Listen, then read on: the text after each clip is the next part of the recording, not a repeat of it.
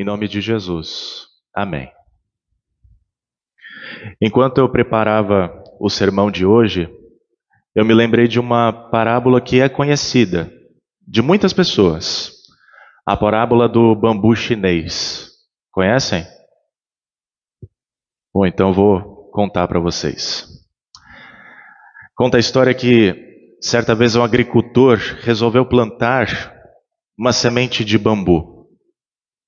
E todos os dias ele ia até o local para regar o solo, e ele fez isso durante um ano inteiro. O que aconteceu? Nada. O bambu não crescia. Mas ele continuou regando todos os dias durante o segundo ano. E o que aconteceu? Nada. Nem sinal de crescimento do bambu. Mas ele não desistiu. Ele continuou regando todos os dias durante o terceiro ano. E o que aconteceu? Nada. Não aconteceu nada, simplesmente o bambu não crescia. Ele, que era conhecido pela sua paciência, continuou regando todos os dias durante o quarto ano consecutivo. E o que aconteceu? Nada. Mais uma vez, nada acontecia. Os seus amigos, olhando para o seu esforço, vendo que era um esforço em vão, o aconselharam a desistir de regar aquela planta. Mas ele não deu ouvidos e continuou regando todos os dias durante o quinto ano. Até que, no quinto ano, o bambu começou a crescer. E crescer de uma forma inexplicável, atingindo uma altura de 25 metros em apenas 2 meses.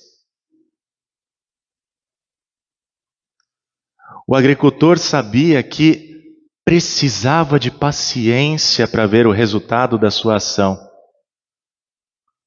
E ele nunca deixou de confiar que o bambu cresceria. Afinal, ele sabia que durante os primeiros 5 anos, o bambu crescia no subsolo, expandindo as suas raízes para depois crescer visivelmente. Essa parábola nos ensina que certas coisas levam tempo para aparecer resultados visíveis. Muitas vezes nós esperamos resultados imediatos, achando que nós podemos apressar o processo, o andamento das coisas, e quando as coisas não acontecem, nós nos frustramos. As duas parábolas de Jesus no Evangelho nos ensinam coisas semelhantes, mas relacionadas ao reino de Deus. Diferente do agricultor anterior, que ia lá e regava a semente todos os dias, o agricultor da primeira parábola de Jesus lança a semente no solo, na terra, e não se preocupa com o crescimento dela. O texto diz que ele dorme e acorda, e a semente germina e cresce sem que ele saiba como. O processo de crescimento da planta acontece de uma forma automática, natural. A semente morre, aparece a planta, depois a espiga e, por fim, o grão da espiga. E quando o fruto está maduro, ou seja, quando o resultado é visível, o agricultor vai lá e manda cortar com a foice, porque chegou a colheita. Logo na sequência, Jesus emenda com uma nova parábola. Agora, usando como comparação uma semente de mostarda, que é do tamanho de uma cabeça de alfinete, mas que quando ela é semeada, ela cresce e se torna a maior de todas as hortaliças, podendo chegar até 3 metros de altura. E por causa do seu tamanho, ela pode abrigar as aves do céu na sua sombra. Por si mesmas, as parábolas são muito bonitas. Elas podem ser aplicadas a diversas ocasiões da nossa vida. Mas aqui nós precisamos ter em foco que elas falam sobre o reino de Deus. E se nós olharmos para o contexto em que elas estão, nós perceberemos que essas parábolas são uma forma de Jesus responder aos ataques que ele estava sofrendo e aos ataques que estavam sendo feitos ao seu ministério. Na semana passada nós vimos que Jesus, por causa do seu ensino, por causa dos seus atos, estava sendo acusado de louco, estar fora de si pelos seus parentes, e endemoniado, possuído por Satanás pelos escribas. Nesse sentido, pairava certa dúvida sobre a missão de Jesus aqui no mundo. Seria ele de fato o Messias esperado por tanto tempo da parte de Deus, que viria para libertar o seu povo? Ou ele seria um mero enganador? A resposta de Jesus é simples. Em meio às acusações, às dúvidas, ao seu respeito, ao seu ministério, ele vai lá, trabalha e semeia a palavra de Deus. Os resultados dessa semeadura só serão vistos no futuro. E por isso o agricultor não se preocupa com o crescimento da planta, porque ele confia que vai crescer e gerar frutos automaticamente, naturalmente. É só questão de tempo e paciência. A preocupação, portanto, do agricultor é de semear.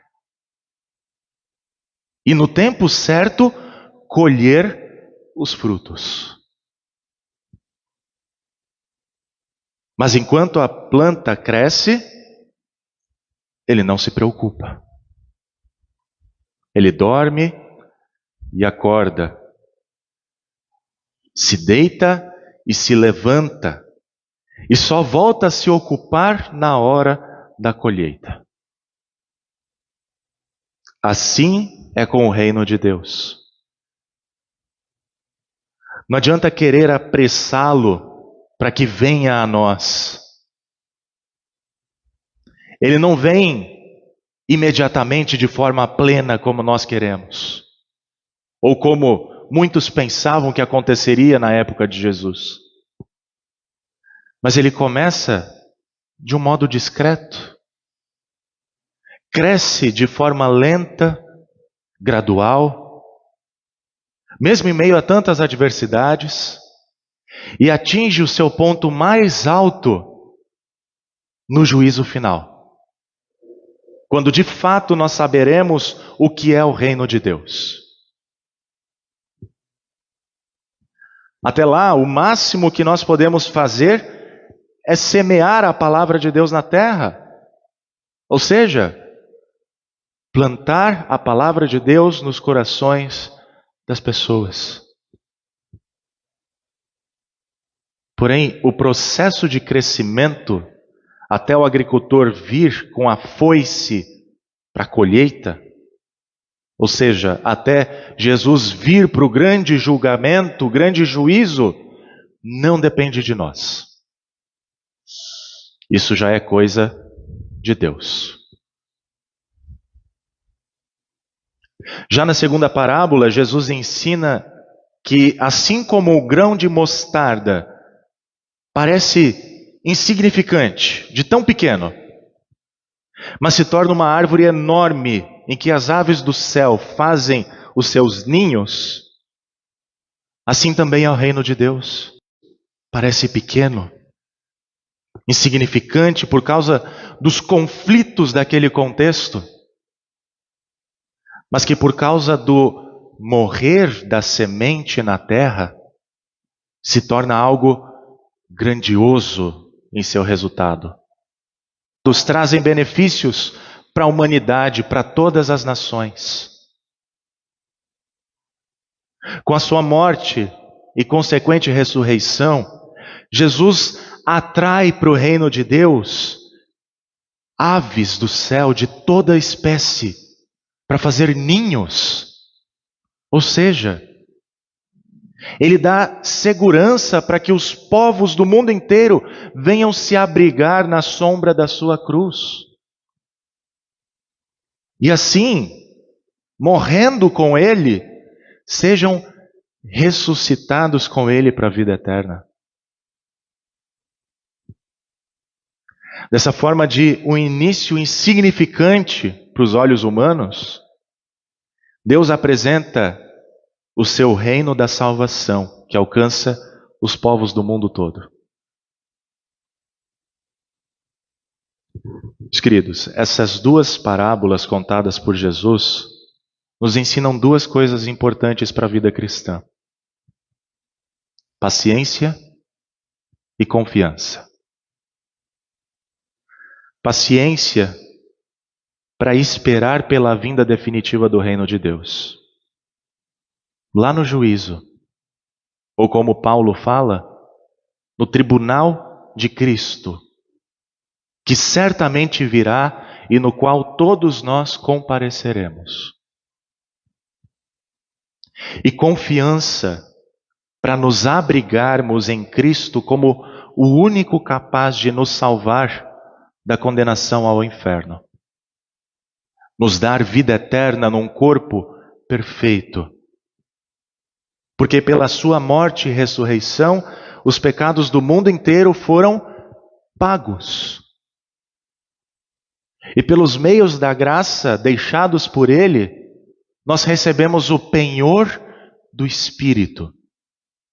Ou seja, recebemos a garantia do perdão de todos os pecados. Podem parecer insignificantes alguns pedaços de papel com textos antigos, um pouco de água jogada na cabeça de uma pessoa, uma hóstia e um gole de vinho que nada matam a fome, mas são por essas coisas que Cristo alcança todas as nações, para que se abriguem nele com segurança e esperem pela consumação de todas as coisas. Por isso nós dizemos com Paulo: andamos pela fé e não pelo que vemos. Não vivemos mais para nós mesmos, mas para aquele que por nós morreu e ressuscitou. Pois desde agora somos novas criaturas. A nossa prioridade como novas criaturas é Cristo e o seu reino. As outras coisas nos serão acrescentadas. O próprio Jesus nos promete isso. É verdade que nem todos estão preparados para colocar o reino de Deus como prioridade de vida. Esses confundem paciência e confiança com indiferença. As suas atitudes não demonstram que são discípulos de Cristo. Mas precisamos ser lembrados que tudo é um processo. Por vezes nós queremos adiantar o processo. Queremos tudo para agora. Queremos que as pessoas tenham o mesmo amadurecimento espiritual que outros tiveram. Mas isso não depende de nós. Infelizmente, são muitos os que nem vão produzir bons frutos, por impedirem a ação de Deus em seus corações, fechando seus ouvidos para a pregação, impedindo a ação do Espírito Santo pelos meios da graça. É por causa disso que Paulo afirma que cada um receberá segundo o bem ou o mal que tiver feito por meio do corpo. E não tem outra forma de fazer o bem e agradar a Deus, senão pela fé. Sem fé é impossível agradar a Deus. O que nós podemos fazer hoje é semear a palavra.